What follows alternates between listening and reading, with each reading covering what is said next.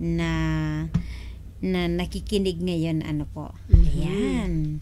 So maraming salamat anyway in advance. Ngayon babasahin po natin at tignan natin kung anong advice ang pwede nating maibigay sa idinulog niya sa atin. Ito na po. Okay, Dear Ate Tina, Kuya Edmar at Ate Louie. Sana po ay nasa mabuti kayong kalagayan, 10 ng inyong mga kasama sa malaganap na programang Sealed with a Kiss sa himpilan ng Pinoy FM Radio Tokyo. Yan. Sa pagtanggap ninyo ng sulat ko. Yan. Nakakahiyaman po ang naging takbo ng buhay ko. Pero naglakas loob po akong idulog sa inyo ang problemang bumabagabag sa akin sa kasalukuyan. Yan. Itago na lang po nyo ako sa palayaw na Runaway Bride. Ayan. Wow, Runaway Bride, ha? Runaway Bride. 42 years old, may asawa, tubong Mindanao. Pang-apat po sa 6 na magkakapatid. 16 years old lamang ako nang magkasunod na namatay ang aming mga magulang at ang aking kuya na ang tumayong padre de pamilya sa aming magkakapatid. Ayan, ako na sunod. Sa ganito. Sana ba tayo, magkakapatid? Ganyan. Ganito ko po uumpisahan ang aking kasaysayan. Sa edad ng 19 na taong gulang, naglakas loob akong lumuwas ng Maynila para makipagsapalaran. Habang nasa Maynila, nag-apply ako sa agency bilang housemaid at pinalad namang matanggap sa Hong Kong. Bago ako tuluyang lumipad patungong Hong Kong ay umuwi ako sa aming probinsya para naman makapagpaalam sa aking pamilya sa Mindanao. Lingid sa aking kaalaman, may pinaplano na pala ang aking kuya para sa akin. Ayan, tandang-tanda ko pa ang araw na iyon, Lunes, nang mag-aya siyang mamasyal kasama ang aking mga kapatid at isang kaibigang lalaki na itago na lang natin sa pangalang Ron. Yan. Labis akong nasiyahan sa aming pamamasyal dahil miss ko na sila ng mga panahon na nasa Maynila ako para sa aking pag-aayos ng mga papeles. At ipinakilala nila sa akin yung kaibigan nila na si Ron. Yan. Si Ron po ay apo ng mayor sa kanilang lalawigan. Ayan. Masaya siyang kasama, mabait at madaling kagaanan ng loob. Ayan. Natapos ang paghapon at hanggang pag-uwi kasama namin siya. Kinabukasan, Martes na naman yun. The following day daw po, ayan, si Ron naman ang nag-ayang lumabas.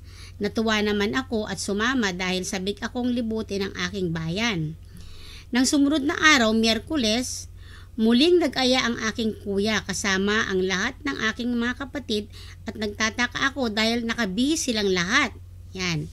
Nagulat ako nang magtungo kami sa munisipyo at nakita ko ang naghihintay na si Ron. Pumasok kami sa opisina ng mayor at doon ko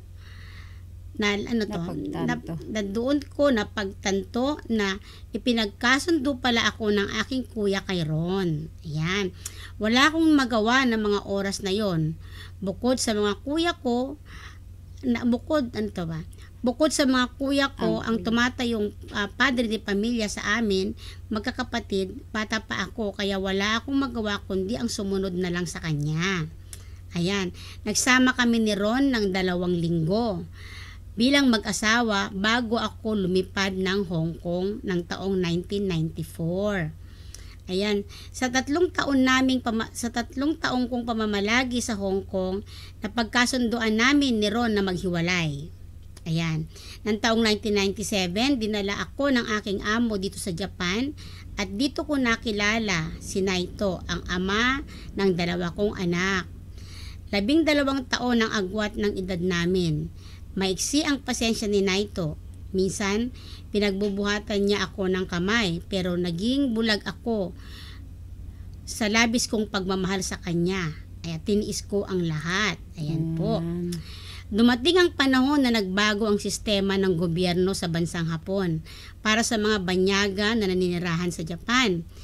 dahilan para magpa siyang umuwi na lang si Naito dahil siya ay overstay. Yan.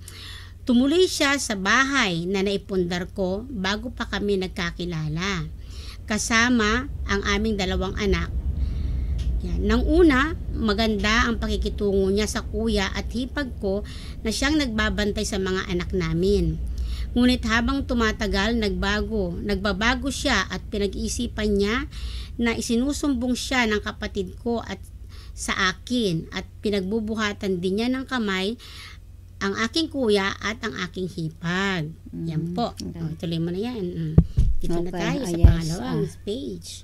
Dito na po ako nagalit ng husto at nagpasyang hiwalayan siya. Dinala ko ang aking anak sa aming probinsya, sa Mindanao po, at wala man lang sa kanya ang bakas na pagtutol at nanatili siya sa bahay na pundar ko. Lumipas ang ilang taon ay muli kong binuksan ang aking puso sa larangan ng pag-ibig at sinuwerte akong mabiyayaan ng ang masasabi ko'y pinakamabait na lalaki sa balat ng lupa sa aking paningin. Ayan. Kasal na ako sa kanya at biniyayaan kami ng 2 anak at masayang namumuhay. Ang aking idudulog po sa inyo ngayon ay ang aking problema sa aking bahay at lupa na ipinundar ko. Nasa kasalukuyan tinitirhan ng dati kong kinakasama na ama ng 2 kong anak. Nasa kanya po ang titulo ng bahay at lupa. Bagamat ako ang may pangalan, ano po ang dapat kong gawin para mabawi ang aking pinagpaguran ng ilang taon para sa aking mga anak? Pagpayuhan niyo po sana ako. Naghihintay ng payo at lubos na gumagalang. Runaway Bride ng Mindanao. Ayan po. Ayan. Ayan po yung isang ating liham ngayon. Maraming salamat sa iyo, Miss Runaway Bride, sa pagtiwala mo sa at ibinahagi sa amin ng iyong talambuhay.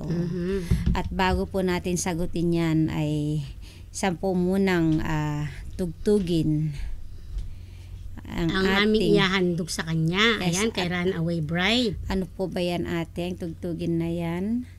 Mukhang ikaw ang lahat sa akin. Yan na po yung yun po yung special niya ngayon dahil minention niya, di ba, na masaya na siya ngayon. Masaya na siya, oo. Ayan, para sa iyo. At yung request mo mamaya pa, Ayan.